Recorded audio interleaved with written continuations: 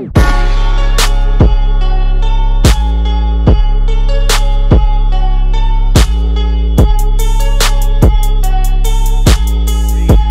up, Malakas? This is George. Welcome to our channel, Malaka Motorsports, where we do shenanigans out of our home garage and also bring you along for the ride.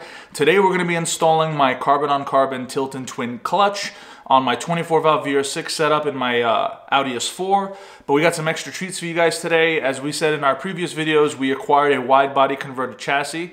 So what we're going to be doing is transferring all the VR6 components there, minus the turbo setup, minus the intercooler setup. We're wrapping up the car, taking it over to our guy in Vegas. He's going to be doing some fabrication work for us. If you guys ever heard of SRM, take a look at Silly Rabbit Motorsports. They make some really fantastic products. I have a lot of their products currently installed in the car, but we're going to be switching it up, including to be a tubular manifold, water-to-air intercoolers, and a few little updates and treats we'll update along the way. Anyway, let's get to the time lapse. Let's install this clutch. Let's mate the transmission to the motor. And let's get this motor inside the car. All right, guys, hope you enjoy. Talk to you guys later.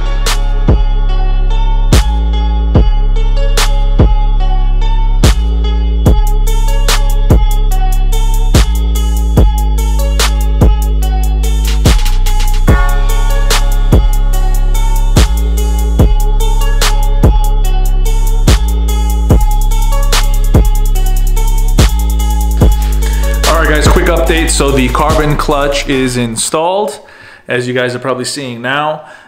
Next up, we're going to mate the trans and the motor together. But before we do, before we get ahead of ourselves, there is a stock power steering line on the wide body that's got to be removed. And then we also have to remove our stainless steel power steering line that we made for the narrow body. And what that was is, and we'll show a comparison of both lines side by side. What we did was we took the factory S427 power steering line, we took the fitting or the power steering pump off the VR, brought it to a place. It's like 80 bucks. They make custom lines, stainless steel braided lines, $80. And what they did was they made the connection to the B5 and then the other end of that stainless steel braided line going to the VR6. So it was seamless install. I think it was like 80, 85 bucks that we paid. So we got to remove it off the wide body real quick, and also remove it off the narrow body. It is a pain in the butt to do it with the motor in the car. It's, for those of you guys that know, and we'll point it out right now in a short little clip, we'll show you guys. The line tucks in on the driver's side firewall, and it's a pain in the ass to get to. So it's better to do this now while both motors are not installed in either the wide body or the narrow body, and it's easier to get out. All right, so we're gonna go do that now.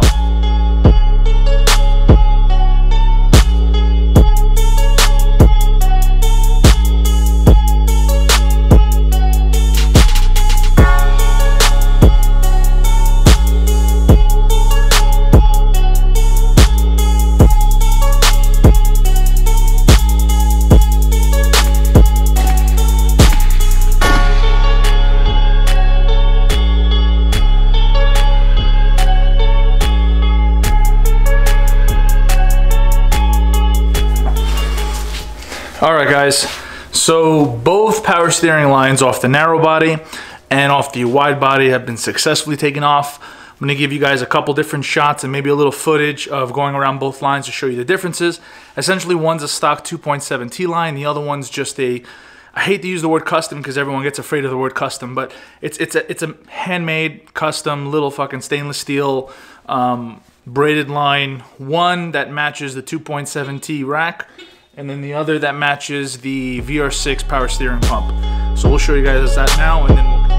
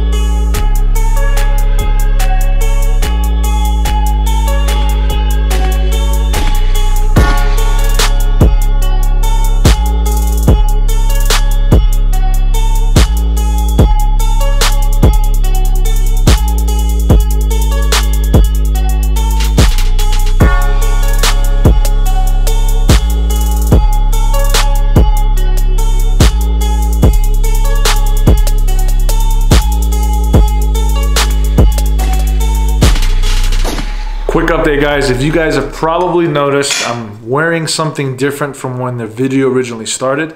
So we had a problem during our time lapse. We not only installed the carbon clutch and the flywheel with new custom flywheel, we attempted to mate the motor and trans together. I've never had a carbon clutch before, especially a really expensive twin carbon clutch from Tilton. We didn't realize that the drive shaft, or the drive hub rather, I'm sorry, is tapered on the inside. So it's directional. So didn't realize that, never had a clutch that did that before. Totally my mistake, totally taking ownership for it. So we ended up mating the motor and the trans together, and it went about halfway through, got stuck. So we tried forcing it by installing the hardware and using the hardware to kind of smush it together. Kind of backfired. As you can probably tell, there's a small crack on the drive hub. So this is the drive hub. It's a floating plate inside the clutch itself. So the carbon on carbon basically works against itself instead of using a friction plate. And we damaged the last drive plate. So cracked it here, here. You know, see if you guys can get that. Yeah, not exactly proud of myself there. But anyway, part of doing car stuff is taking ownership and paying to play. So we had to order new parts. Let me see if I can grab those real quick for you.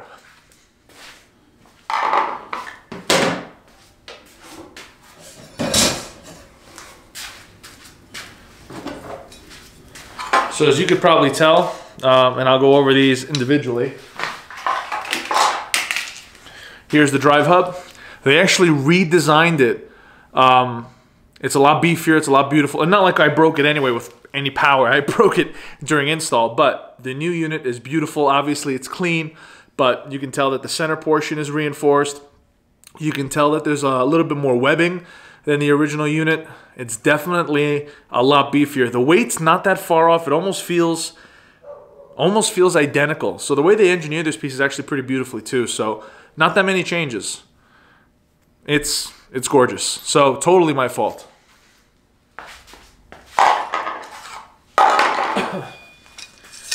And we have the disc that I broke during install and the new disc that Tilton was kind enough to send over. Thanks to Sam, appreciate it. He's the one that kind of finagled them. He knows them over there and he kind of hooked it up. So a day later, this stuff shows up. So what we're gonna do from now is we're gonna install the clutch again and try to install the trans and the motor together and mate them and get the motor in the car. So that's the goal. It is Wednesday today, and our goal is to be in Vegas by this weekend, which we're also gonna film our road trip, loading the car up. We're gonna take you guys along with us, maybe even go live on Instagram, maybe even go live in the Audi Performance group on Facebook. So keep an eye out for that. But let's get back to the rest of the time lapse. So hopefully you guys enjoy. Take some lessons from us. Definitely be a lot more careful. So yeah, let's get the wrenching.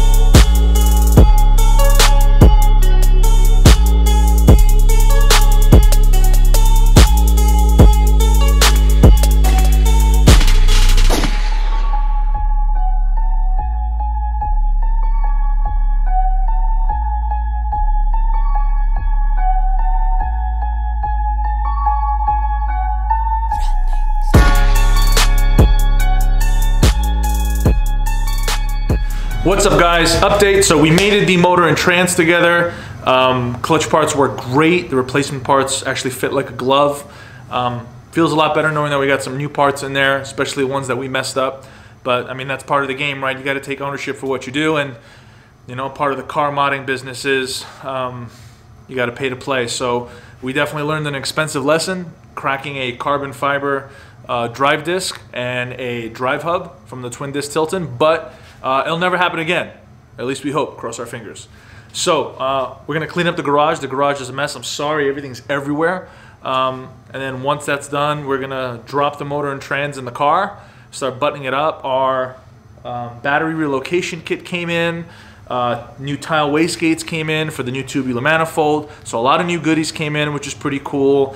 We're gonna put that together. And again, the car is going this weekend to Vegas. It's going to go to SRM, Silly Rabbit Motorsports, for some fab work. Make some really, really cool stuff. He's going to be doing water to air for us on the intercoolers, and then he's going to be tacking up and then welding our tubular manifold. So pretty excited. I'm going to have lots of pictures, lots of footage coming up. I know you guys have been asking for footage on the VR6 car. It's like whenever we showcase footage from the VR6 car, everyone asks about the RS3, then everyone asks about the B8. So we're trying to make all you guys happy. Hopefully you guys like what you're seeing.